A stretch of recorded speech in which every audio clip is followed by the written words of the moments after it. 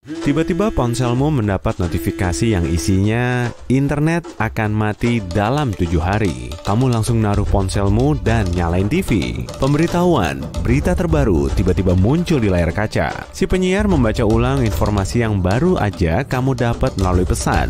Di video siaran langsungnya, terlihat orang-orang mulai panik di jalanan dan bertindak nekat. Dari jendela apartemenmu, kamu melihat tetanggamu berlarian sambil nenteng ponsel dan laptop mereka. Kamu pun segera turun ke lantai bawah dan mencoba menghindari kerumunan dengan berdiri di lorong sempit. Di belakangmu, mereka mulai heboh merapalkan, "Gak ada internet lagi nih." Tiba-tiba kamu dapat telepon dari nomor tak dikenal yang nginfoin kalau kamu harus menemui seseorang di lokasi rahasia. Kamu membuka aplikasi peta di ponsel, kemudian menuju ke lokasi tujuanmu dengan mobil. Dari luar, bangunan ini kelihatan terbengkalai, tapi ternyata di dalamnya ada fasilitas berteknologi canggih yang dipenuhi para ilmuwan berbaju hazmat dan jas laboratorium. Rupanya kamu datang tepat waktu sebelum di briefing. Seorang ilmuwan beruban masuk ke ruang presentasi dan mulai memaparkan presentasinya.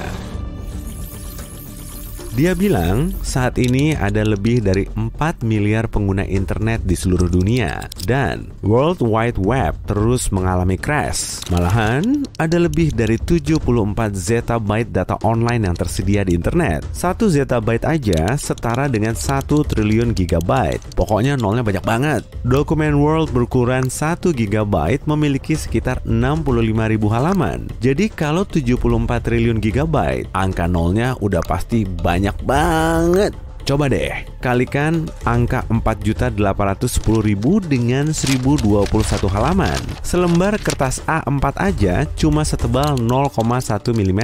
Maka setiap gigabyte-nya akan ada tumpukan kertas setebal 7 meter.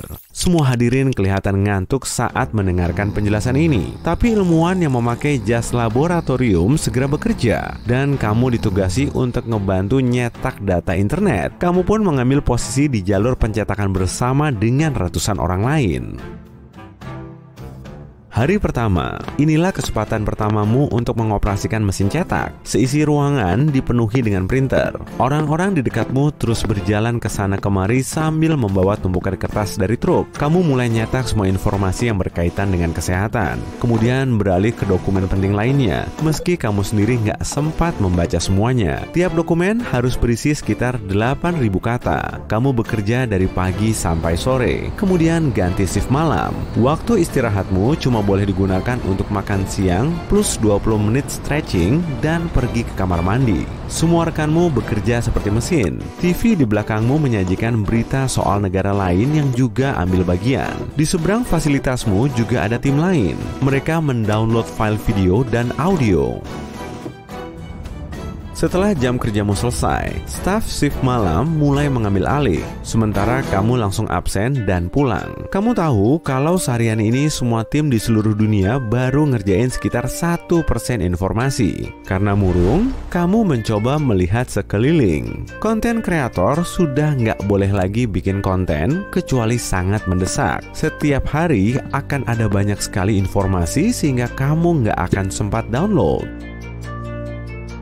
Hari kedua, kamu ngerjain pencetakan lagi. Semalam kamu nggak bisa tidur nyenyak, sehingga nggak bisa konsentrasi. Orang-orang di sekitarmu juga mengalami hal yang sama. Sesaat sebelum jam makan siang, sejumlah orang mulai pingsan dan langsung dirawat. Banyak orang lain juga mulai bersiaga kalau diperlukan untuk mengambil alih. Kamu masih nyetak sisa dokumen paling penting. Lalu kamu beralih ke data yang berupa artikel, blog, dan sebagainya. Shiftmu telah diperpanjang sampai 2 jam. Sepulang kerja kamu sudah kecapean dan nggak siap menghadapi hari berikutnya.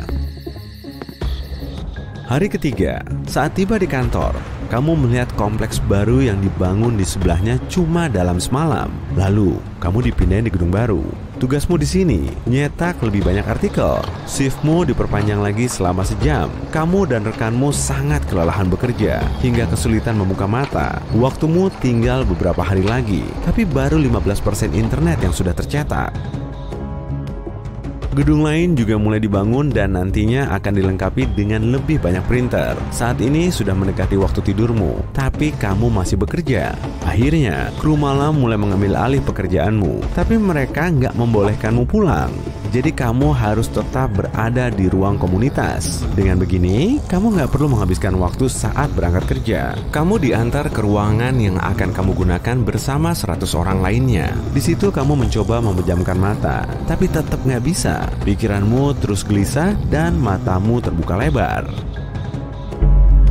Hari keempat, kamu terbangun oleh bunyi alarm. Sudah saatnya sarapan kilat. Staf shift malam satu persatu mulai memasuki ruang komunitas mereka. 20 menit kemudian, kamu udah menempati posisimu. Dengan sisa waktu 3 hari, kamu dituntut agar bisa bekerja cepat. Saat melongok keluar jendela, kamu bisa lihat bangunan baru terus bermunculan. Truk pengangkut kertas datang silih berganti, menyebabkan kemacetan lalu lintas. Bunker rahasia juga telah dibangun di Gurun Sahara, panjangnya sampai berkilo-kilometer, serta mampu menyimpan semua dokumen dan catatan. Masing-masing truk bisa memuat berton-ton kertas. Kemudian pesawat akan mengangkut kargo penting ini menuju Gurun Sahara. Makin banyak orang mulai nggak kuat dan ketiduran sambil berdiri. Proses produksi kian melambat dan bel darurat mulai berdering sehingga orang lain segera bisa ngambil alih. Tapi jumlahnya masih kurang. Banyak orang mulai berimprovisasi dan multitasking. Akibatnya, seluruh sistem jadi kacau balau. Kalau proses produksinya terhenti setengah jam saja, informasi yang nggak akan tercetak bisa langsung numpuk. Kamu memasuki ruangan komunitas untuk beristirahat. Rupanya orang baru mulai bermunculan dan jumlahnya sudah sampai ribuan orang. Hari kelima, kamu balik lagi ke jalur pencetakan dan ngelanjutin pekerjaanmu. Rasanya udah nggak semangat lagi kerja deh. Proses produksi pun makin lambat, padahal cuma tersisa 2 hari lagi. Menurut berita, banyak orang di jalanan masih aja panik. Malahan, sebagian dari mereka juga merekam dirinya sendiri. Tapi percuma aja, karena datanya nggak akan diarsipkan. Setelah semua manusia di bumi bekerja 2 kali lipat sejak hari pertama, 70% dari total internet telah dicetak. Tapi persediaan kertas makin menipis, sehingga produsennya nggak bisa memenuhi permintaan. Di hari terakhir nanti, semua kertas mungkin udah ludes. Hari ke-6, kamu ngerasa sangat tertekan. Rekan-rekanmu mulai gugup. Mereka makin sering bikin kesalahan, sehingga memperlambat proses produksi. Karena terus-terusan nyala selama 6 hari, kebanyakan mesin cetaknya rusak kemudian diganti. Hari ke-7, sampai juga di hari terakhir, sisa waktumu tinggal beberapa jam lagi. Semalaman kamu nggak bisa tidur. Orang lain di seluruh dunia pun tetap begadang, menunggu dimulainya hitungan mundur. Semua data penting telah dicetak, yang tersisa tinggal informasi yang nggak begitu penting. Tapi tetap aja, kamu nggak boleh melewatkannya. Kali ini semua kru bekerja ekstra keras lagi. Perusahaan akhirnya nemu solusi untuk memproduksi lebih banyak kertas dalam waktu singkat. 12 jam lagi, matamu telah terpejam dan tubuhmu sangat lemah. Kamu perlu banget istirahat tuh. Perutmu keroncongan dan kepalamu terasa berat. Tim video dan audio telah selesai mendownload dan membackup data. Cuma beberapa negara yang masih nyetak informasi. 1 jam lagi, kamu ngeklik ikon cetak, nyesuaiin jumlah katanya, lalu ngebenerin marginnya. Semuanya kamu lakukan dengan mata tertutup, karena kamu sudah hafal dengan proses ini di luar kepala. Tapi sesekali kamu tersentak bangun, dan nyoba fokus pada pekerjaanmu. Seluruh dunia sedang menyesuaikan diri sebelum internet mati. Sisa data yang belum tercetak cuma ada 0,5%, tapi sisa waktunya tinggal beberapa menit sebelum internet benar-benar mati. Dalam hitungan 3, 2, 1, internet sudah nggak ada lagi. Nggak ada lagi yang namanya kekacauan, karena para pejalan kaki bisa jalan dengan awas. Mereka kelihatannya bisa menerima situasi ini. Ponsel saat ini cuma bisa dipakai untuk teleponan, ngirim SMS, dan hal simpel lainnya. Kalau mau nyari informasi, mereka perlu pergi ke perpus atau toko buku. Pada 7 hari pertama, ekonomi dunia terjun bebas. Perusahaan harus punya alternatif agar terus beroperasi tanpa internet. Sistem perbankan kolaps karena semua nasabahnya menarik uang dari rekening mereka. Nggak ada lagi berita di sosmed ataupun hashtag yang menggambarkan momen terpenting dalam sejarah. Kamu menghela napas dan kembali pulang untuk menyambut hari pertama tanpa internet. Kamu udah ada di gurun Sahara aja nih. Jauh-jauh ke Sahara, rupanya kamu mau ikut lomba maraton. Dari sini, kamu harus berjalan sejauh 950 km ke arah timur menuju titik kumpul acara supaya bisa ngebuktiin kalau kamu bisa tahan banting di segala kondisi. Lautan terbuka, hamparan es Antartika dan hutan Amazon, semuanya udah kamu taklukin. Dan sebentar lagi, kamu juga akan menaklukkan gurun super terik ini. Sebelum memulai perjalanan, kamu perlu persiapan matang. Oke, mending ambil tas besarmu dulu deh, supaya barang-barang yang kamu perlukan bisa muat semuanya. Ada kapak kecil untuk nebas ranting kering, ada juga kompas dan kantong tidur. Di tengah gurun kemungkinan besar nggak akan ada sinyal, jadi kamu nggak akan bisa mengandalkan GPS. Selanjutnya, masukin korek api, kotak P3K, tablet penjernih air, dan lampu senter. Kamu juga perlu shawl, bandana, pelindung mata dari pasir gurun, dan pakaian ringan yang bisa menutupi seluruh tubuhmu. Jangan lupa bawa jas hujan atau tenda juga ya. Keduanya bisa melindungi tubuh dari pasir yang berterbangan dan paparan sinar matahari. Sarung tangannya jangan sampai ketinggalan. Di gurun, kamu nggak bisa makan makanan yang tinggi nutrisi, sebab tubuhmu perlu ngeluarin banyak energi dan cairan untuk mencernanya. Jadi sebaiknya jangan diboros-borosin. Nah, sebagai alternatif, kamu bisa bawa makanan diet atau buah kering. Kamu juga pasti perlu air yang sangat banyak. Sebagai langkah antisipasi, masukin air minummu ke dalam beberapa wadah kecil, jangan cuma ditaruh di satu wadah besar sekaligus. Kalau wadah besarmu sampai rusak, air minummu akan langsung habis. Tapi, kalau ada beberapa wadah, seenggaknya kamu masih punya cadangan lain kan?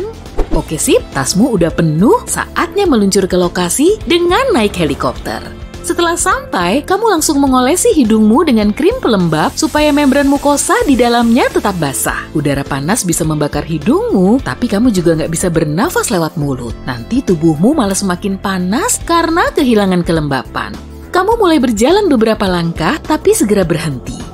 Kayaknya perhitunganmu kurang matang deh. Sebaiknya jangan menyusuri tempat sepanas ini di siang bolong dong. Kamu akan mulai berkeringat dan kehilangan banyak cairan. Padahal stok air minummu terbatas. Jadi idealnya pilih waktu sore atau malam hari aja. Di waktu-waktu ini udaranya udah dingin kan? Dan kamu perlu banyak gerak untuk menghangatkan tubuh. Setelah nemu pohon tumbang, kamu langsung mendirikan tenda dan nggak perlu nunggu waktu lama, tempat tidurmu sudah siap. Saat ini kamu perlu membatasi gerakmu untuk menghemat energi.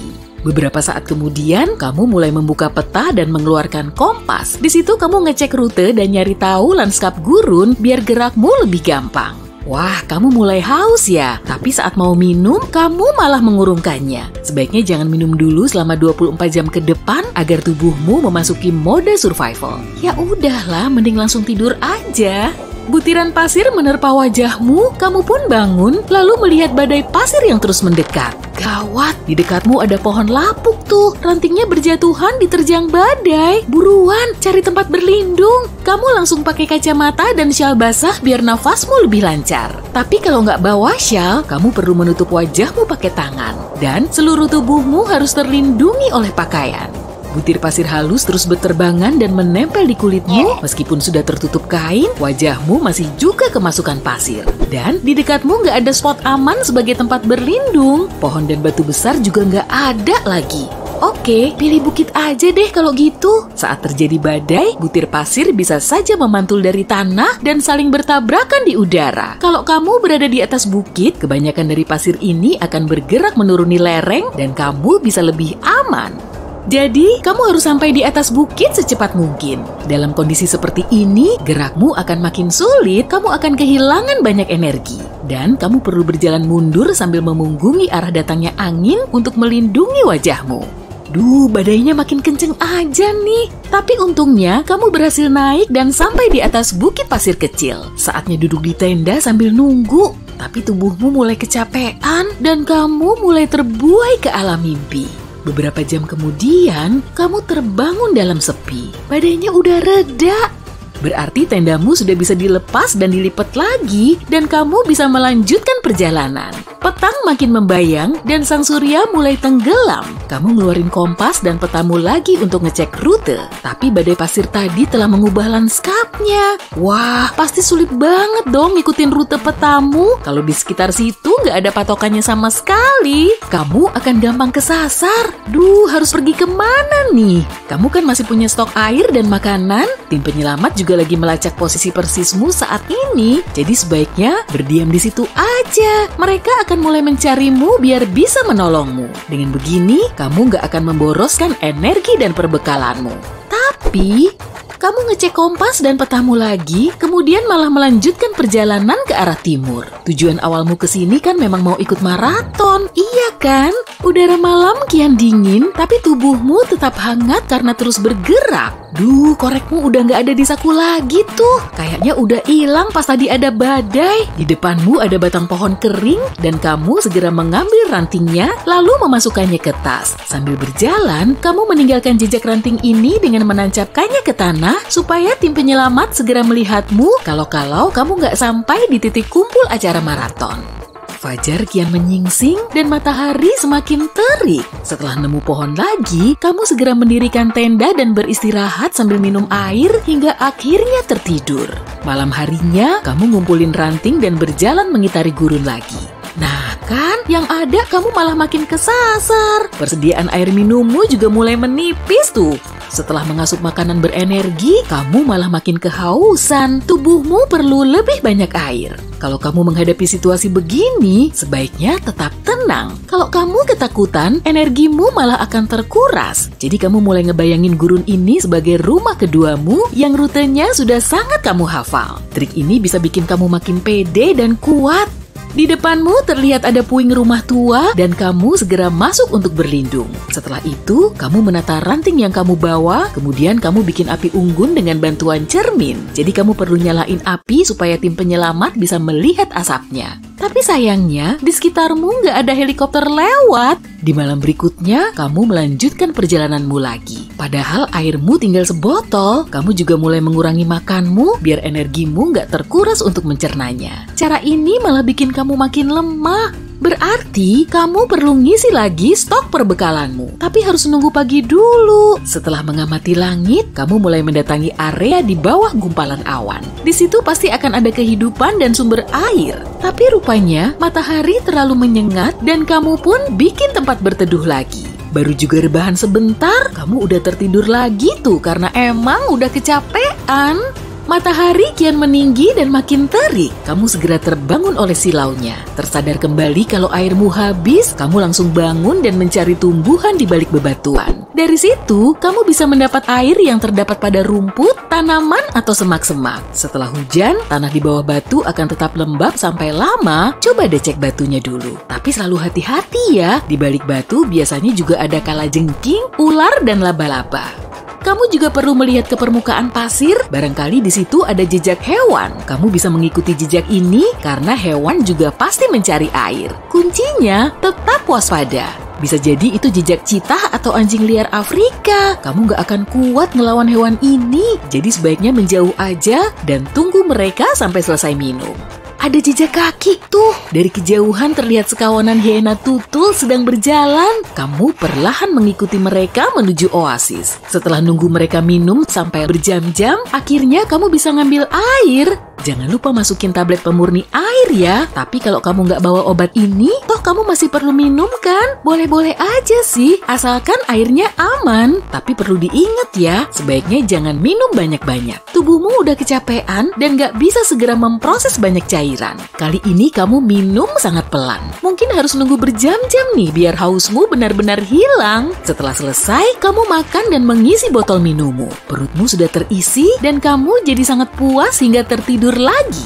Suara bising seketika membangunkanmu dari tidur. Wah, ada helikopter tuh, tepat di atasmu. Kamu langsung berseru dan melambaikan tangan. Tapi para penyelamat gak bisa melihatmu. Kalau harus bikin api dulu, pasti kelamaan lah. Aduh, helikopternya udah pergi aja tuh. Ayo dong, mikir. Oh iya, kan bisa pakai cermin buat mantulin sinar mataharinya ke arah helikopter itu. Mereka langsung bisa melihatmu dan kamu pun selamat.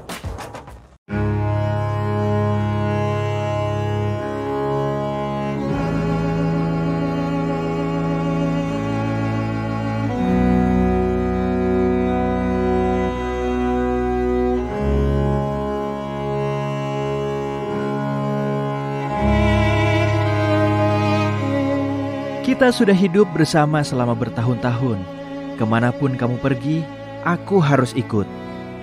Ucap Aida Strauss kepada suaminya. Salah satu penumpang terkaya di Titanic itu akhirnya nggak naik sekoci. Aida memilih berada di samping Isidore kesayangannya. Beberapa saat sebelumnya, dia telah memberi kenang-kenangan berharga ke pelayannya yang mungkin bisa nyelamatin nyawanya sendiri. Isidore dan Aida Strauss lahir di Jerman, kemudian pindah ke Amerika Serikat saat mereka masih belia. Mereka bertemu di New York dan 5 tahun kemudian keduanya memutuskan untuk menikah. Pasutri ini memiliki 7 anak dan untungnya semuanya nggak ikut naik Titanic. Saat masih remaja, Isidore bekerja di toko ayahnya. Lalu dia merintis usaha porselen bersama saudaranya yang kemudian berkembang menjadi departemen barang pecah belah di toko Macy's. Akhirnya, duo bersaudara ini mengambil alih seluruh toko tersebut dan menjadi miliarder. Di kota New York, Isidore dan Aida terkenal kaya raya, sangat dermawan, saling mencintai dan setia. Tiap kali Isidore melakukan perjalanan bisnis ke Amerika ataupun Eropa, istrinya selalu ikut. Kalaupun Aida nggak bisa ikut, mereka akan saling berkirim surat setiap hari. Pasutri ini juga sesekali datang ke negara asal mereka, Jerman. Pada tahun 1912, mereka meninggalkan kota New York yang terlampau dingin menuju Eropa. Saat itu, mereka sudah menikah selama 40 tahun. Dan seringnya, mereka menghabiskan waktu bersama di Perancis Selatan yang cerah, sekaligus mampir ke kota kelahiran Isidore. Pada awal April, mereka berlayar kembali ke New York. Dan biasanya, mereka naik salah satu kapal besar milik Jerman. Tapi saat ini, khalayak umum sedang menggembar-gemborkan kapal mewah paling hits, RMS Titanic. Pasangan Strauss pun jadi ikut-ikutan, kemudian segera membeli tiket kelas 1. Pada tanggal 10 April, mereka naik kapal baru milik perusahaan perkapalan White Star Line itu untuk menempuh perjalanan mengesankan. Aida dan Isidore menempati salah satu dari 39 suite pribadi di lantai paling atas. Total harga tiketnya mencapai 1,42 miliar rupiah dalam kurs sekarang. Di dekat suite mereka juga ada sejumlah orang paling kaya di dunia. Pasangan Strauss menghabiskan waktu malam mereka dengan makan malam di depan orkestra live, di aula berhiaskan perabot mewah dan panel kayu mahal. Mereka juga main catur dan backgammon, nyobain gym, kolam renang, serta melihat langsung lapangan squash di atas geladak. Tapi, semua kenyamanan itu gak bertahan lama. Tanggal 14 April malam, Titanic menabrak gunung es paling terkenal sepanjang sejarah.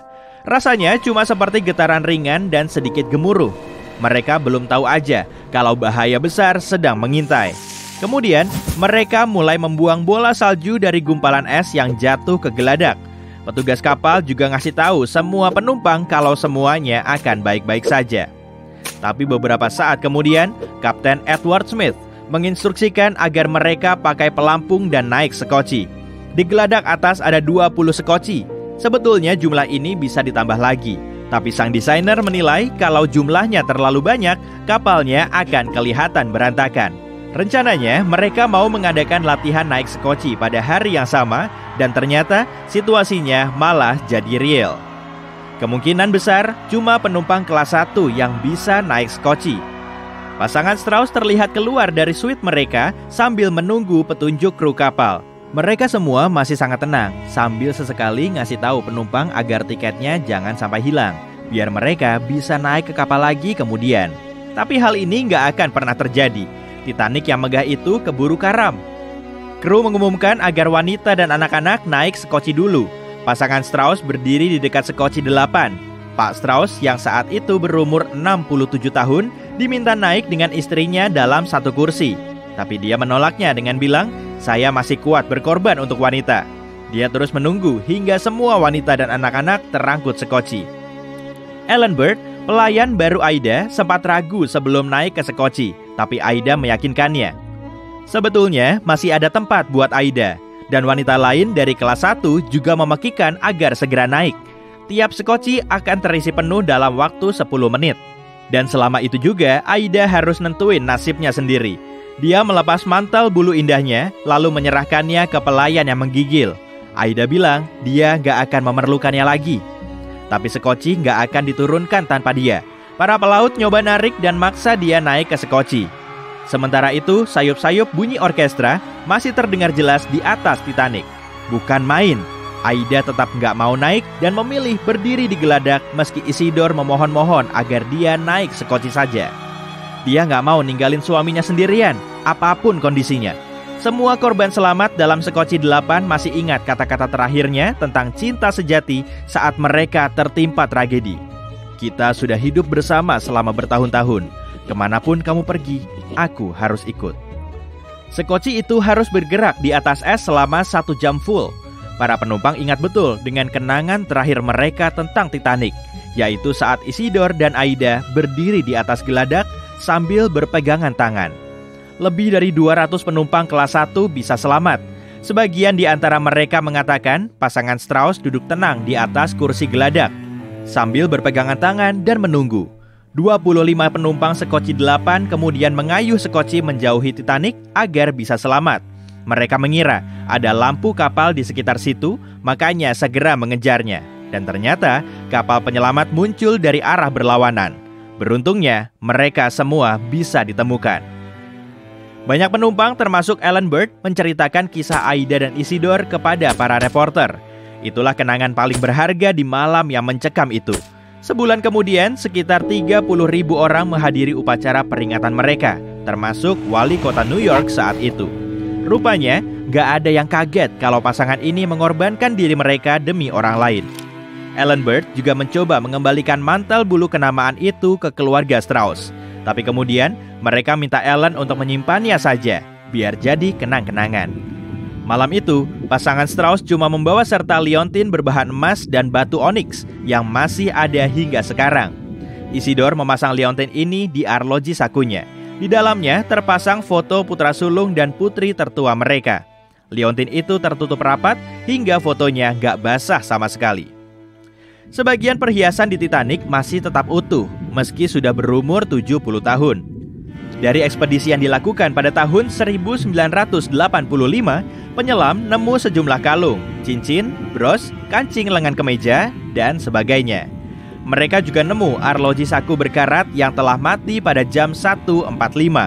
Saat itulah Titanic diperkirakan karam. Kolektor buku di atas Titanic juga mastiin agar ibu dan pelayannya naik sekoci. Tapi dia kurang beruntung. Di kopernya terdapat buku langka berumur 400 tahun. Pria ini sedang berlayar menuju New York setelah mendapat buku incarannya. Buku kecil ini terkubur di dasar laut bersama dengan 7 juta pucuk surat yang dibawa Titanic. Salah satu surat tersebut ditulis oleh penumpang kelas 1 kepada ibunya sehari sebelum Titanic tenggelam. Cuma surat ini yang ditulis di atas Titanic dan masih tetap utuh meski terendam di Samudra Atlantik yang dingin. Lembarannya terlipat di dalam buku catatan yang tersimpan di dalam saku. Ada juga penumpang kelas 1 yang berprofesi sebagai ahli kimia asal Jerman. Dia sedang menempuh perjalanan menuju New York untuk mendirikan toko parfum. Pria ini meninggalkan sebuah tas berisi sampel parfum. Saat Titanic tenggelam, pemain biola Wallace Hartley dan orkestranya tetap bermain hingga akhir. Setelah tahu kalau dia nggak akan selamat, Hartley segera nyelamatin biola kesukaannya. Dia memasukkannya ke dalam tas kulit agar tetap mengapung. Dan 10 hari kemudian, biola itu ditemukan telah rusak terkena air. Tunangan Hartley segera menyimpannya dan bertahun-tahun kemudian menjualnya di sebuah pelelangan dengan harga 24,2 miliar rupiah. Biola ini masih jadi salah satu artefak paling penting dalam tragedi Titanic. Meski begitu, nasib 5 grand piano yang dimainkan di atas Titanic gak seberuntung itu karena semuanya masih ada di dasar laut. Para penyelam juga nemu selembar partitur musik yang ternyata sebuah lagu dari teater Broadway. Tulisannya masih bisa dibaca meski telah terendam air selama lebih dari 70 tahun. Harga satu-satunya mobil yang ada di Titanic bisa sampai miliaran rupiah. Mobil Renault CB Coupe ini milik penumpang kelas 1 William Carter. Bodinya jelas nggak bisa diselamatin lagi, tapi Carter dan keluarganya selamat dari tragedi menakutkan itu. Bahkan, mereka mengajukan klaim asuransi mobil itu sebesar 71 juta rupiah. Di zamannya, kendaraan ini masih sangat baru. Kalau bumi terus mengecil dan semakin ringan, gaya gravitasinya juga akan melemah. Kita akan bisa melompat lebih tinggi dan kadar udara akan berkurang karena atmosfer terbang bebas ke ruang angkasa. Semua benda menjadi ringan, air perlahan berubah wujud menjadi gas, lalu bulan dan stasiun luar angkasa internasional makin menjauhi orbit bumi menuju ruang angkasa. Tapi kalau bumi mulai mengecil 2,5 cm tiap detik tanpa kehilangan masanya, seisi tata surya akan lenyap dalam waktu 15-17 tahun. Bencana alam makin sering terjadi dan pemicunya hanyalah dorongan kecil. Kali ini kamu lagi belanja di supermarket dan tiba-tiba terjadi gempa. Kekuatannya memang gak seberapa, tapi snack yang lagi kamu ambil langsung jatuh dari rak. Bumi kita terus menyusut layaknya balon yang mulai kempes. Meski ukurannya kian kecil, bobotnya tetap sama, sehingga kepadatannya juga ikut naik. Bumi kita juga begitu, bagian inti hingga keraknya perlahan memadat. Begitupun dengan laut, tumbuhan, dan tempat tinggal kita. Di hari pertama, orang-orang gak begitu ngerasain perbedaannya. Dan setelah seharian, planet kita menyusut sampai 2 km atau 0,01% dari ukuran normal. Setelah sebulan, kamu mulai nggak enak badan karena sakit kepala, lemas, dan uring-uringan. Tekanan tubuhmu juga mulai berubah. Bumi kita telah menyusut 64 km dalam sebulan. Bobotnya tetap sama, tapi kepadatannya terus bertambah. Saat kamu berada di dekat objek yang semakin ringan dan makin padat, gravitasinya akan semakin kuat sekaligus makin lemah. Kamu jadi sulit menggerakkan kakimu, tapi tubuh bagian atasmu semakin ringan.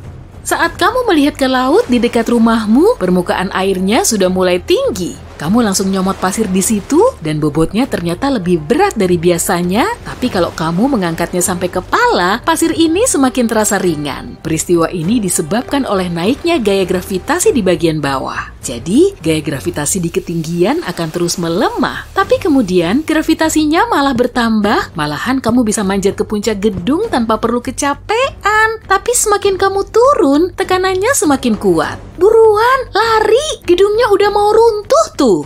Gravitasi dan perubahan bentuk bumi telah menghancurkan kota di seluruh dunia. Fondasi gedung hancur karena kerak bumi terus-terusan mengecil. Rumah jadi semakin berat dan menimbulkan bunyi berisik saat runtuh. Debunya langsung berterbangan ke angkasa dan sebagiannya kembali ke permukaan tanah oleh gravitasi. Beberapa bulan kemudian, banyak pepohonan runtuh karena batangnya nggak mampu menahan tekanan tanah. Hasil pertanian nggak bisa dipanen. Dalam kondisi seperti ini, jagung, gandum, dan tanaman lain juga nggak bisa tumbuh. Setelah keliling kebun, kakimu langsung kelelahan kayak habis lari maraton. Dan saat rebahan di tempat tidur, kamu jadi sulit bangkit. Seolah-olah ada magnet besar yang udah narik tubuhmu. Kelopak matamu juga sangat berat. Ototmu terus-terusan tegang kayak lagi dipakai untuk latihan di gym. Tidur di lantai atas pasti lebih nyaman tuh. Tapi lantai atasmu udah hancur lebur bersama bangunan lain di sekitarmu. Naiknya tekanan udara bikin kepalamu cenut-cenut. Pembangkit listrik dan pabrik nggak berfungsi lagi, bendungan hancur, dan airnya membanjiri seisi kota. Internet mati, penerbangan lumpuh total. Semua alat navigasi nggak bisa berfungsi dengan baik karena seluruh lanskap bumi telah berubah. Nggak ada lagi gadget elektronik yang bisa dipakai.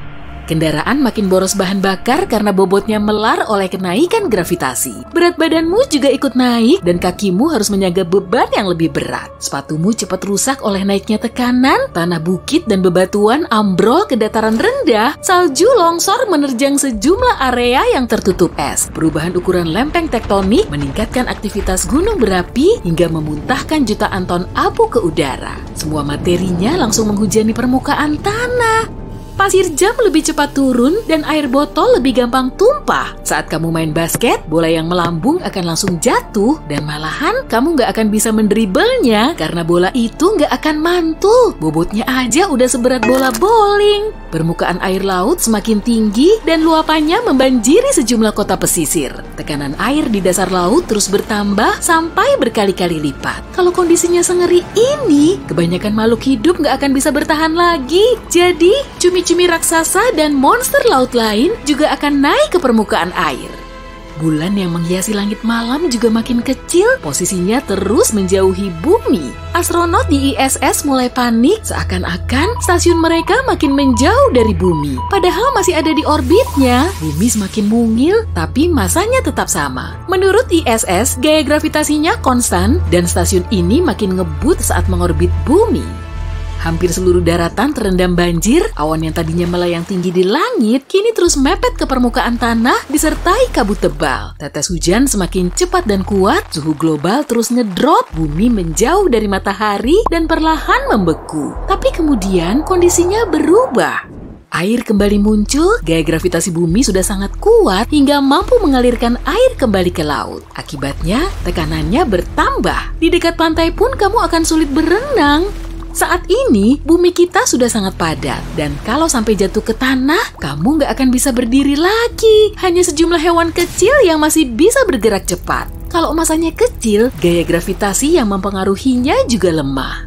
1 tahun kemudian, bumi telah menyusut sampai 750 km.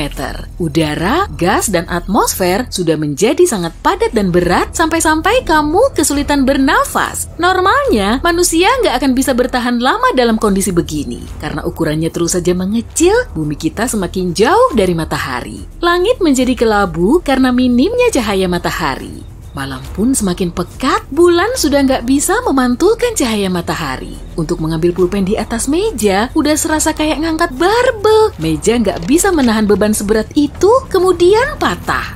8 tahun kemudian, ukuran bumi sudah berkurang hampir 2 kali lipatnya. Tapi beratnya tetap sama. Seluruh laut dan samudra berubah jadi es karena suhu bumi turun dan tekanannya naik. Akibatnya, planet kita menekan mineral alami yang tersimpan di bawah keraknya. Kondisi ini sangat ideal untuk proses terbentuknya berlian. Berlian yang dulu tersembunyi di kedalaman 100 km, kini bisa ditemukan di lapisan atasnya. 10 tahun kemudian, diameter bumi sudah berkurang 75.000 km. Ukuran planet kita sekarang lebih kecil dari bulan, meski beratnya hampir 80 kali lipatnya. Semua satelit luar angkasa yang melayang di angkasa telah jatuh ke permukaan bumi yang beku. Bumi mulai jadi objek terberat di alam semesta, gaya gravitasinya mampu menarik bulan. Bulan kemudian hancur berkeping-keping dan serpihannya berterbangan di sekitarnya, mengelilingi bumi dalam bentuk cincin batu. 17 tahun kemudian, di era ini bumi kita seukuran ujung rambut, tapi lagi-lagi masanya tetap sama. Area super padat sekecil ini pun bisa menghasilkan lubang hitam. Bumi semakin berat, semua planet di tata surya runtuh karena raksasa hitam bergravitasi ini terus membesar. Cahaya matahari mulai tersedot masuk dan gak bisa keluar lagi. Selain menyedot materi, lubang hitam juga menjerat waktu, hingga bobotnya menjadi ribuan kali lebih berat dari matahari. Bintang induk kita ini hancur lebur menjadi jutaan semburat terang dan melepaskan energi paling kuat. Lalu, lubang hitam siap memburunya. Kamu udah siap kan?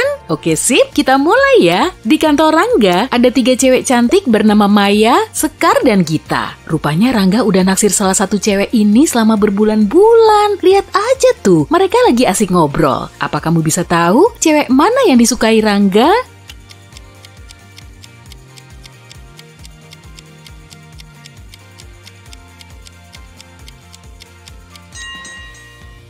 Kata psikolog sih, kita bakal ngarahin kaki kita ke hadapan orang yang paling kita suka saat lagi ngobrol di kerumunan. Kaki Rangga nunjuk ke Maya tuh. Jadi, gebetan Rangga pasti cewek cantik ini.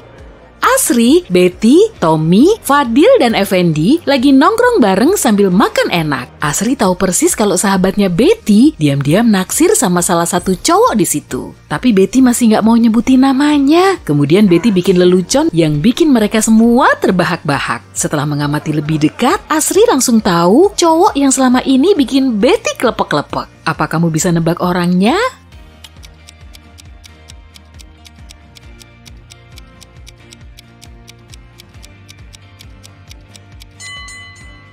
Saat ketawa, seringnya kita akan ngeliat ke orang yang paling kita suka. Memangnya tadi Betty ngeliatin siapa sih? Si Tommy rupanya. Amy baru aja menang lotre dan dia boleh milih hadiahnya sendiri. Dia punya 3 pilihan, Ferrari model terbaru, tas Gucci, atau sepatu Jimmy Choo. Perhatiin ketiganya baik-baik ya, biar kamu bisa ngasih tahu Amy hadiah yang paling tepat.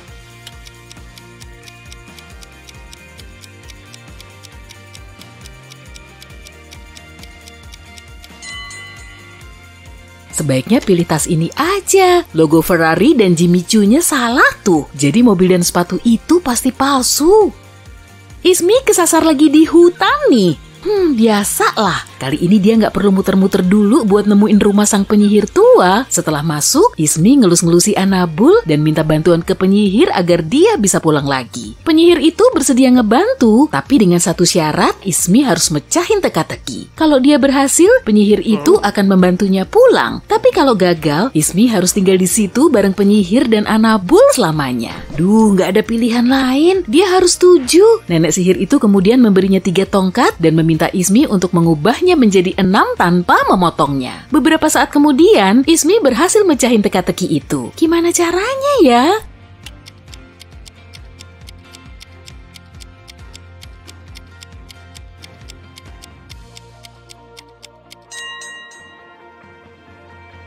Tiga batang ini bisa ngebentuk angka 6 Romawi kayak gini.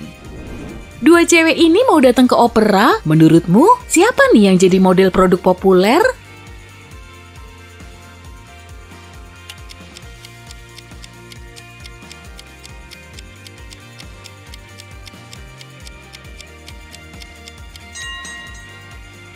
Keduanya punya tas Louis Vuitton, tapi kamu perlu lihat logonya baik-baik deh. Logo yang kanan salah, jadi tasnya pasti palsu. Maka, cewek yang di sebelah kiri pasti sang model. Keluarga Pak Mahmud dan Pak Joni mau pergi liburan. Menurutmu, siapa nih yang punya anak perempuan?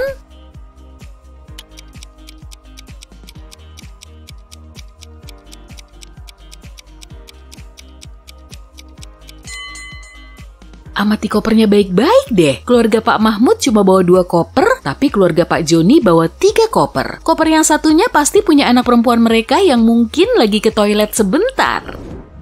Yuk kita pergi ke Norwegia. Setelah liburan Natal, 2 saudara kembar Alina dan Alisa datang mengunjungi ibu mereka. Namun salah satu saudari kembar ini punya pacar dari Thailand yang dia kunjungi tepat sebelum datang ke rumah ibunya. Apa kamu tahu yang mana?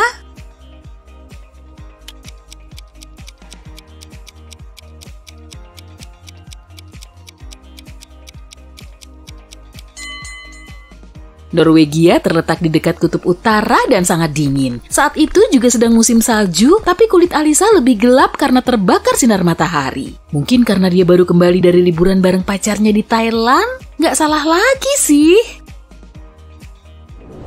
Saintis ini telah nemuin unsur baru, tapi 3 hari kemudian dia menghilang. Benny, asistennya harus ngeberesin pekerjaannya, tapi semua datanya ada di komputer saintis itu dan Benny nggak tahu kata sandinya. Cowok itu cuma tahu kalau kata sandinya berupa nama anak perempuan si saintis yang nggak pernah dia sebutin terang-terangan. Tapi untungnya Benny dapat petunjuk. Apa kamu bisa menebak nama anak perempuan saintis itu?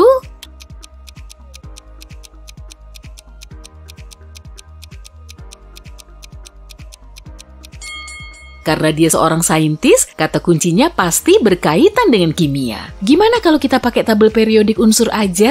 Unsur ke-9 adalah fluor atau F, unsur ke-53 adalah yodium, dan bersimbol I ada angka 8 berarti oksigen atau O, dan unsur ke-11 adalah natrium atau Na. Jadi cewek itu bernama Fiona.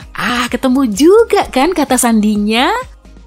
Pak Marco dan istrinya lagi piknik di taman bareng 3 cewek yang masing-masing bernama Amelia, Christina, dan Sarah. 2 dari mereka keponakan Pak Marco dan satunya lagi anak perempuannya. Jadi anak perempuan Pak Marco yang mana?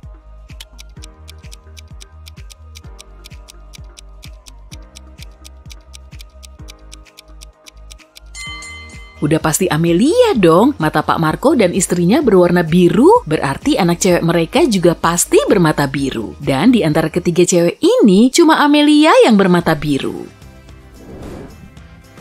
Melati, Rara, dan Tessa lagi ada di pesta meriah. Semuanya ngaku sebagai model terkenal di dunia. Tapi 2 dari mereka nggak ngomong jujur. Kira-kira siapa ya yang udah ngomong jujur kalau dia memang model top yang terkenal?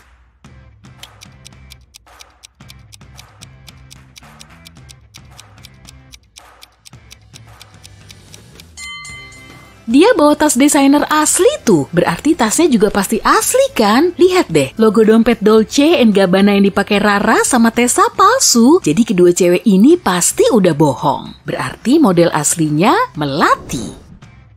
Saat lagi nyari angin di taman, Gunawan ngeliat cewek cantik. Dia langsung duduk di sebelah cewek itu dan ngajak ngobrol sampai berjam-jam. Akhirnya Gunawan tahu kalau cewek itu ternyata guru musik, punya 3 kakak dan 1 keponakan. Gunawan kemudian ngajak cewek itu jalan bareng, tapi dia harus nebak dulu nama keponakannya itu. Karena ngerasa kesulitan, cowok itu minta petunjuk. Cewek itu cuma nyaut dengan 36.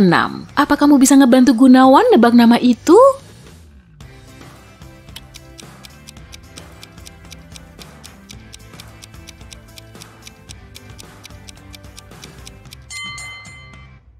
Tadi kan cewek itu berprofesi sebagai guru musik, jadi petunjuknya pasti berhubungan dengan musik. Oke, pakai notasi musik aja. Do, re, mi, fa, sol, la, si. Nada ketiga bernama mi dan yang keenam la. Kalau digabung akan ngebentuk nama Mila. Wah, keponakannya pasti bernama Mila. Cie, mau ngedate bareng nih ye.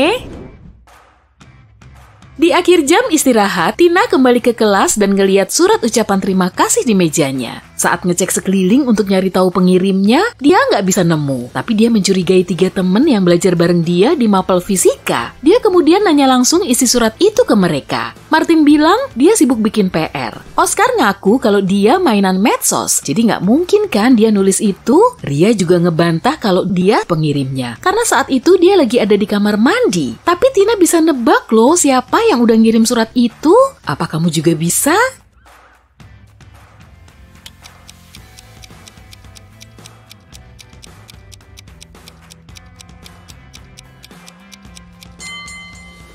Lihat tuh, tangan Ria belepotan tinta. Kalau dia ada di kamar mandi, tangannya pasti bersih kan? Jadi dia pasti udah bohong setelah nulis surat itu. Udah, ngaku aja. Nggak perlu malu-malu gitu kali. Setelah libur panjang, semua murid ini masuk sekolah lagi. 4 murid ini mulai ngobrolin aktivitas mereka selama liburan. Dan ternyata mereka udah pergi berlibur. Ayu bilang keluarganya ngajak dia liburan ke Moldova untuk nengok neneknya. Harun bilang dia dan adiknya pergi ke Venezuela selama 2 bulan penuh. Jeffrey ngaku kalau dia pergi ke Narnia dan Kiki berkeliling Asia. Salah satu dari mereka udah bohong tuh karena cuma rebahan di rumah selama liburan. Memangnya siapa?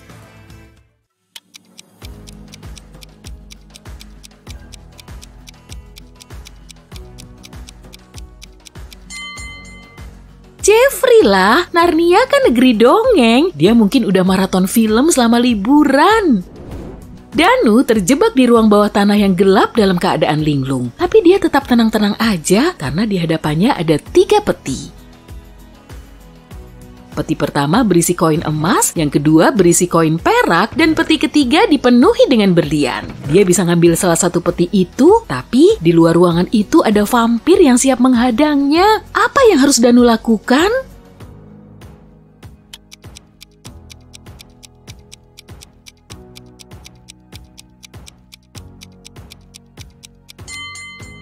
Dia harus ngambil peti yang berisi koin perak. Vampir kan takut sama perak, jadi dia bisa melewati vampir itu dengan membawa peraknya. Cering-cering.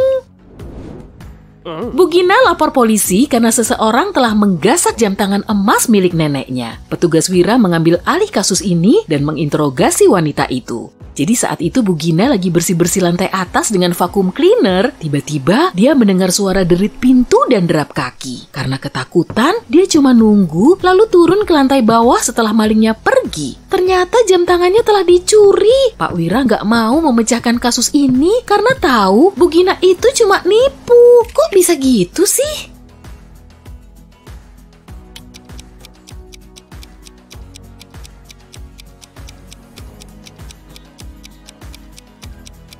Bu Gina bilang kalau dia lagi nyalain vacuum cleaner saat mendengar suara berisik itu. Mana bisa lah, suara vacuum cleaner pasti keras banget kan? Dan dia nggak akan bisa mendengar suara berisik di lantai bawah.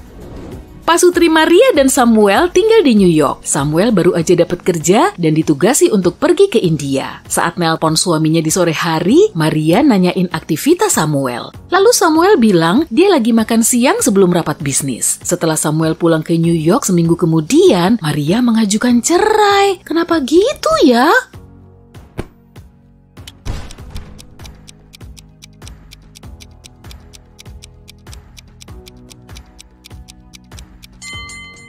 Kalau di New York masih siang, berarti di India udah malam. Tapi Samuel bilang kalau dia lagi makan siang. Malam-malam ngapain makan siang ya kan? Dia pasti udah bohong. Atau jangan-jangan dia nggak pergi ke India.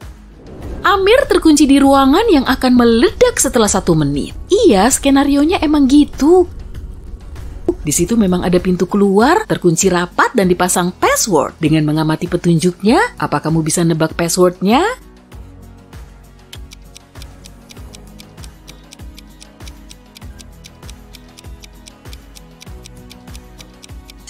Tiap angkanya merepresentasikan jumlah baris di masing-masing huruf. Kita perlu 4 baris untuk ngebentuk huruf E dan M, 2 garis untuk ngebentuk V, 2 garis untuk nulis T, dan 3 garis untuk nulis Z. Dengan mengikuti polanya, kita bisa tahu kalau passwordnya 1332. Mantap!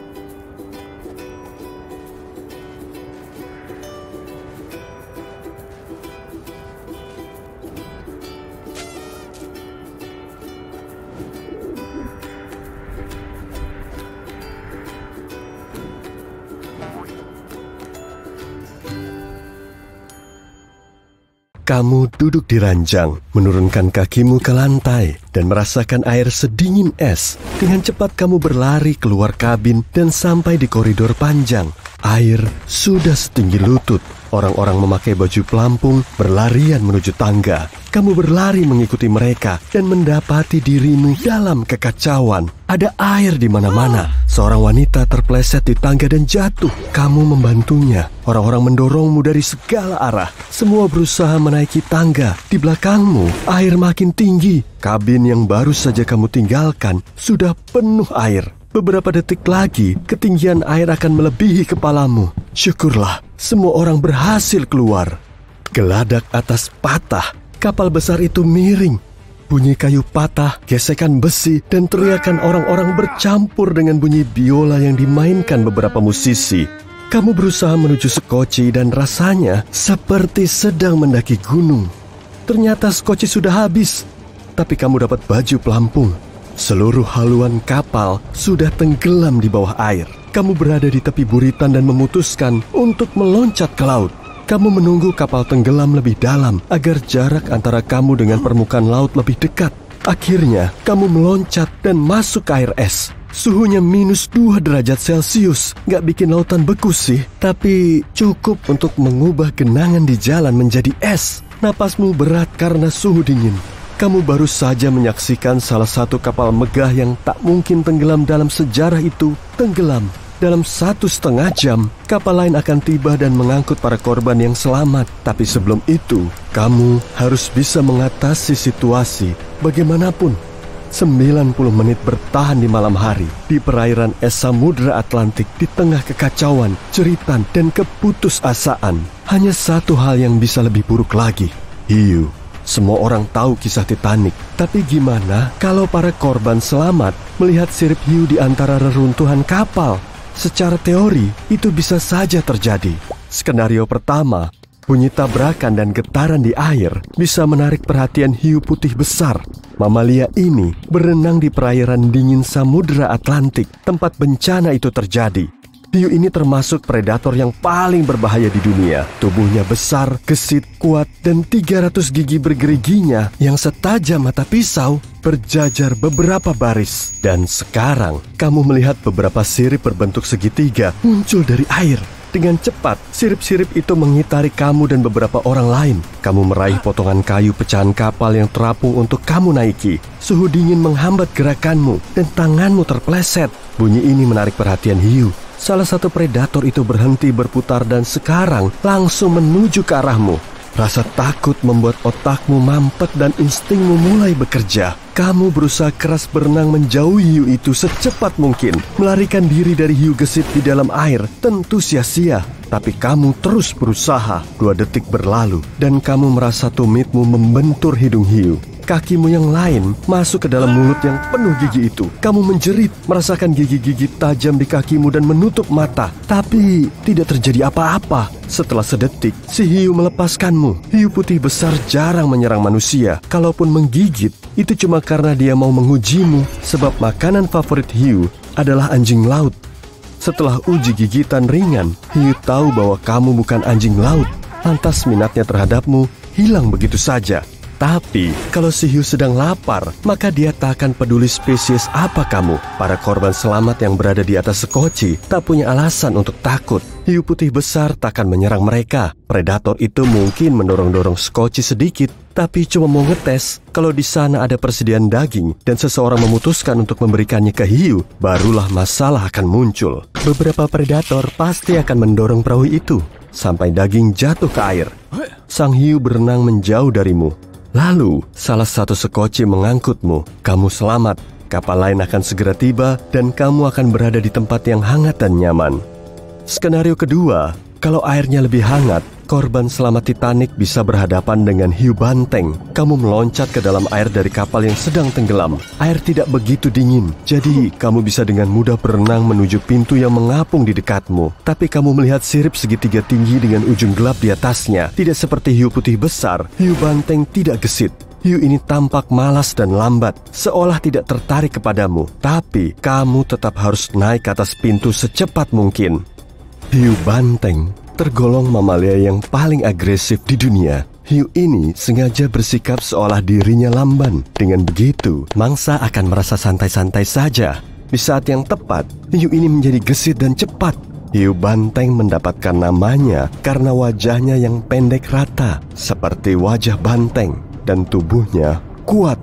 Predator ini suka menyeruduk mangsa atau hiu lain dengan kepalanya. Begitu kamu memanjat pintu, hiu banteng itu menubruknya dan kamu jatuh ke air. Syukurlah ada sekoci di dekat situ.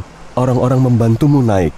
Beberapa hiu menghantam sekoci dari segala sisi. Situasinya berubah mengancam. Tapi dengan usaha bersama, semuanya bisa membuat sekoci tetap mengapung. Kapal lain segera tiba dan menakut-nakuti predator itu dengan sinyal keras dan raungan mesinnya. Untunglah, skenario menyeramkan ini mustahil terjadi. Hiu banteng hanya berenang di perairan hangat, tapi seringnya hiu ini bisa ditemukan di mata air, muara sungai, dan perairan dangkal. Karena itu, hiu ini sering dilihat orang di dekat pantai. Carilah informasi tentang perairan yang akan kamu datangi sebelum menyelam ke dalamnya. Skenario ketiga dan yang paling mungkin terjadi, kamu meloncat ke dalam air sedingin es, dan kamu kesulitan bergerak karena suhu dingin. Baju pelampungmu membuatmu tetap di permukaan. Cahaya samar dari Titanic yang tenggelam menerangi perairan, dan di kedalaman gelap yang tak terbatas, kamu melihat sesuatu yang mirip balok batu besar. Ikan kuno, hiu paling megah di dunia, sedang berenang di dekatmu. Itu adalah hiu Greenland. Hiu ini bahkan berenang di perairan Arktik. Mereka tidak takut dengan suhu dingin Atlantik Utara. Predator raksasa ini lebih besar dari mobil. Tiap tahun, panjangnya bertambah 1 cm. Kamu beruntung bisa melihatnya, sebab ini adalah salah satu hiu terlangka di dunia. Syukurlah, hiu ini sifatnya jinak. Dia tidak akan menyerangmu. Mungkin dapur Titanic mengapung, jadi dia tertarik. Hewan ini lambat, tenang, dan tua. Umur hiu Greenland bisa mencapai 400 tahun. Hiu ini dianggap dewasa setelah berumur 150 tahun. Hiu Greenland yang sedang kamu lihat di tahun 1912 ini mungkin sudah menyaksikan masa keemasan bajak laut yang memegang pedang dengan burung beo dan penutup mata mereka. Dan kemungkinan besar, hiu yang melihat bencana tenggelamnya Titanic masih hidup sampai sekarang, menjelajahi perairan dingin Samudra Atlantik dengan tenang. Dalam semua skenario tadi, kamu berhasil lolos. Tapi tenang, kalau ada hiu yang menyerangmu di air dan tidak ada perahu di dekatmu, kamu tetap punya peluang untuk selamat kok. Yang penting adalah jangan panik. Jangan berkecipak di air atau melakukan gerakan mendadak agar tidak memprovokasi hiu itu. Kamu memakai baju pelampung, jadi tidak perlu bergerak agar tetap mengapung. Jangan juga berenang menjauhinya, atau si hiu akan mengira kamu adalah mangsanya. Hiu akan berenang mengitarimu, jadi jangan sampai dia lolos dari pandanganmu. Kamu hanya boleh berenang menuju sekoci, papan kayu, atau apa saja yang bisa kamu naiki. Kalau kamu di dekat pantai, berenanglah pelan-pelan ke sana, sampai kamu berada di air dangkal. Setelah itu, kamu harus cepat-cepat lari. Tapi, hati-hati, hiu masih bisa menyergapmu di sana. Jadi, tetap awasi hewan itu. Kalau hiu itu masih menyerangmu, maka kamu harus melawan demi nyawamu. Titik-titik lemah hiu berada di mata dan insangnya. bidik titik-titik itu dengan tinju dan kakimu.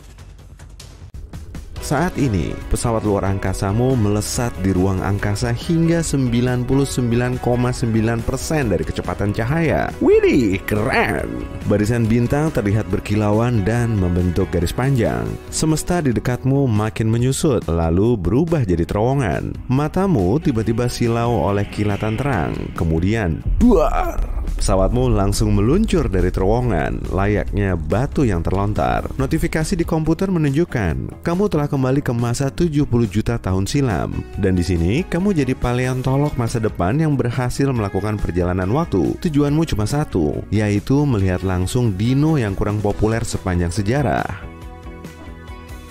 Setelah mendarat, kamu berjalan menyusuri hutan. Lalu tiba-tiba terdengar raungan keras. Ada dinosaurus yang keluar dari balik pepohonan. Tingginya lebih dari 2 kali tinggi badanmu dan beratnya setara dengan 4 mobil. Mulanya, para ilmuwan cuma menemukan 2 tulang lengan raksasanya. Selama 60 tahun, Deinocheirus telah jadi misteri utama di dunia paleontologi. Tapi sekarang, kita sudah bisa menyaksikan monster ini secara utuh. Ilmuwan telah berhasil menemukan satu set fosil lengkap di Mongolia. Dan kalau diterjemahkan dari bahasa Latin, nama dino ini berarti cakar yang payah. Waduh, pasti payah juga tuh kalau main poker. Deinocheirus merupakan hewan unik yang bisa bikin kita menjerit sekaligus ngakak so hard. Kita lihat dulu dari sudut pandang evolusi ya. Nah, di sini sudah ada T-Rex. Deinocheirus dan Raja Dino ini kurang lebih sama besar. Di tubuh T-Rex, kita cuma akan menyisakan kaki belakangnya yang kuat dan ekornya yang panjang. Ganti juga kaki depannya yang kecil dengan kaki yang kuat sepanjang 2,4 meter. Jangan lupa, pasang juga jemari dan cakar kuatnya yang sepanjang pisau dapur. Kemudian, kita perlu tambahin bagian tubuh mirip punuk unta, leher burung unta, dan kepala kuda. Oh, perlu diganti tuh mulutnya yang bergigi dengan paruh bebek. Oke, sip. Deinocheirus kita sudah jadi. Di kakinya yang pipih, terpasang cakar panjang plus tajam. Dino ini punya tapak kaki lebar agar lebih gampang menyeberangi sungai dan berjalan di atas lumpur. Kebanyakan ilmuwan juga meyakini kalau kaki Deinocheirus tertutup bulu. Hewan raksasa ini sangat suka makan tumbuhan, dan untuk mencerna makanan nabati, ia juga menelan batu. Sebagian burung modern juga punya kebiasaan serupa. Batu di dalam perutnya bisa mencerna serat tumbuhan yang super alot. Malahan, di dalam tubuh salah satu Deinocheirus, para ilmuwan menemukan 1.400 batu. Makanya gerakannya jadi lambat. Dengan tubuh sejumbo itu, Deinocheirus bisa hidup sangat lama, yaitu sekitar 75 sampai 300 tahun. Para ilmuwan juga nemu tulang belulang unik yang terjebak di dalam batu ambar berusia 100 juta tahun. Rupanya tulang ini milik dinosaurus terkecil yang kita kenal dalam sains. Coba deh, sekarang ambil 2 lembar uang kertas dari dompetmu. Kurang lebih segitulah berat dino mini ini. Ukurannya cuma sebesar burung kolibri modern. Dan sampai saat ini, nggak ada yang tahu pasti rupa aslinya. Mungkin kelihatan mirip kadal atau burung. Tapi hewan ini diyakini bisa terbang dan berburu serangga. Karena di rahangnya tertancap lebih dari 100 gigi tajam. Kalau ayam dan buaya disilangkan, wujudnya bakal kayak apa ya? Kurang lebih akan seperti dinosaurus buas yang bernama Hesperonychus. Tubuhnya kecil tapi lumayan gahar. Dino ini hidup di Amerika Utara dan kemungkinan berburu mamalia. Tubuhnya cuma seberat 2 kg dan tertutup bulu, mirip ayam. Andai kungkang juga tergolong sebagai dino. Wujudnya pasti mirip kadal Suzo. Kadal ini berjalan dengan 2 kaki dan tingginya kurang lebih sama dengan jerapah modern, tapi bobotnya 3 kali lebih berat. Tubuhnya ditumbuhi bulu dan lehernya super panjang, sehingga bidang pandangnya juga lapang. Kalau diamati dari ekornya, dino ini kelihatan mirip tikus raksasa yang berdiri dengan 2 kaki. Saat fosilnya pertama kali ditemukan, banyak ilmuwan menyaksikan kalau Halscaraptor memang ada. Tubuhnya kelihatan mirip hibrida Velociraptor dan burung unta. Tapi bedanya, dino ini cuma seukuran angsa. Dengan tungkai belakangnya yang kuat, Halscaraptor bisa hidup di darat, tapi dino ini juga memangsa ikan dan hidup di air. Burung pada umumnya terbang dengan 2 sayap kan ya? Tapi ada yang unik nih dari hewan yang satu ini. Microraptor punya 4 sayap, bulu kuatnya melekat di tiap sayap, dan tubuhnya cuma seberat 0,9 kg. Bulunya berwarna hitam legam mirip gagak. Di seantero planet ini nggak ada burung yang bersayap 4. Jadi hewan ini telah berevolusi dari dinosaurus bersayap 2. Bahkan Microraptor telah jadi cabang evolusi buntu yang nggak memungkinkan terbentuknya spesies baru. Namanya susah disebutin nih. Coba deh, semoga aja nggak belibet. Tanystrophes. Kelihatan mirip banget kayak dino di film-film kartun kan? Tapi bedanya, dino ini beneran pernah ada dan berhabitat di air. Beratnya 135 kg dan panjangnya 6 meter. Setengah dari tubuhnya terdiri dari leher fleksibel seukuran anaconda hijau. Para ilmuwan masih belum tahu pasti fungsi asli dari leher ini. Kemungkinan besar sih buat nangkep ikan atau buat lompat tali.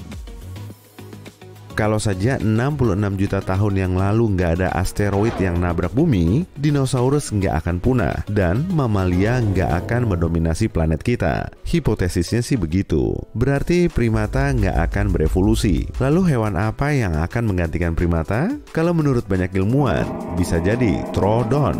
Dino ini punya otak paling besar kalau dilihat dari ukuran tubuhnya. Cara jalannya juga pakai 2 kaki dan ukurannya relatif besar. Maka secara hipotetis, Troodon bisa berkembang menjadi makhluk cerdas.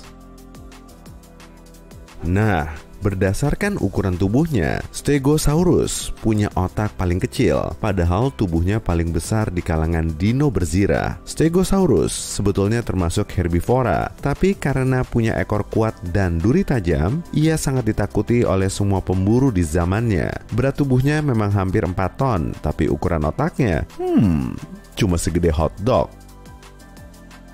Pegomastax cuma seukuran kucing rumahan dan hidup bebas di Afrika sekitar 100 sampai 200 juta tahun yang lalu. Kadal berkaki 2 ini kelihatan mirip beo dan tubuhnya ditumbuhi bulu mirip duri landak. Ia juga punya paruh, tapi di rahang bawahnya ada 2 taring tajam. Penampilannya garang banget ya, tapi bisa mengecoh mangsanya. Larinya memang cepat dan gigitannya super kuat. Tapi Pegomastax termasuk herbivora. Ada juga Linhenicus yang hidup 80 juta tahun silam. Tubuhnya mirip burung unta dan beratnya kurang lebih sama dengan burung beo berukuran sedang.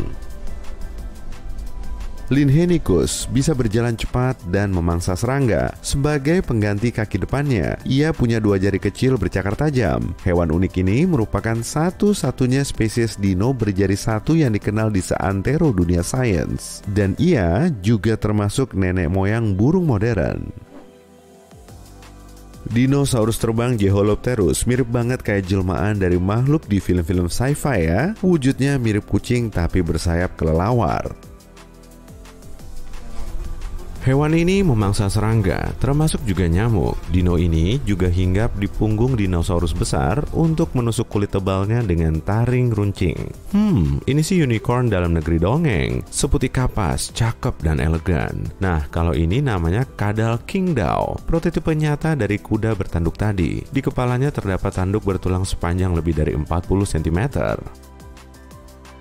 Kemungkinan tanduk ini dipakai untuk membantunya berenang, memikat lawan jenis, atau menghasilkan suara khas. Menurutmu, lebih cakep mana nih antara unicorn sama Qingdao ini? Hewan berikutnya bernama Inostrancevia yang sangat mirip dengan persilangan antara kadal dan harimau. Berat badannya aja setara dengan 5 babi hutan dan panjangnya seukuran mobil sedan. Di kakinya terdapat cakar tajam dan taringnya mirip seperti kucing bergigi pedang. Rahangnya juga kuat. Pantesan, dino ini tergolong sebagai hewan yang paling berbahaya di dunia. Kurang lebih sama seperti harimau dan kucing besar modern lainnya. Oke, lanjut ke Epidexipteryx. Dino kecil ini kira-kira seukuran merpati dan meskipun nggak bisa terbang, Epidexipteryx menjadi salah satu dino pertama yang punya bulu. Tapi penampilannya nggak seperti burung modern. Bulunya berupa helaian utuh dan menyerupai daun tanaman. Si Jumbo Therizinosaurus, makhluk berparas aneh ini bisa setinggi bangunan 5 lantai dan beratnya kurang lebih setara dengan gajah. Raksasa ini juga terkenal karena cakarnya paling besar. Bayangin aja kalau Therizinosaurus mau mani pedi, tukang kukunya pasti bakal pipis di celana. Panjang cakarnya ini bisa mencapai 60 cm dari jarinya. Meski penampilan fisiknya super nyeremin, Therizinosaurus termasuk herbivora yang mengunyah dedaunan dengan gigi kecilnya, dan cakarnya yang horor itu dipakai buat mengambil daun dari pepohonan tinggi. Jangan-jangan pohonnya protes. Aduh, sakit tahu. Kenalan dulu nih sama hewan terbang terbesar di dunia. Namanya Quetzalcoatlus. Bentang sayapnya saja hampir selebar lapangan basket loh, biar tubuhnya bisa tetap ringan saat di udara. Bobotnya kira-kira seberat babi modern, dan sayapnya kelihatan seperti membran tipis yang membentang dari kiri bawah hingga jari. Para seniman sering menggambarkan hewan ini berbulu, tapi sebenarnya tubuhnya ini dilapisi dengan serat, mirip seperti rambut manusia. Acrotolus. Dino unik ini punya topi berbahan tulang keras, bukan topi lah, tapi kelihatan mirip topi. Dan meski tubuhnya cuma seukuran anjing Labrador Retriever, garangnya bukan main. Dino ini nggak akan segan-segan menabrak kepala kerasnya ke pesaing dari spesies yang sama, maupun para predator.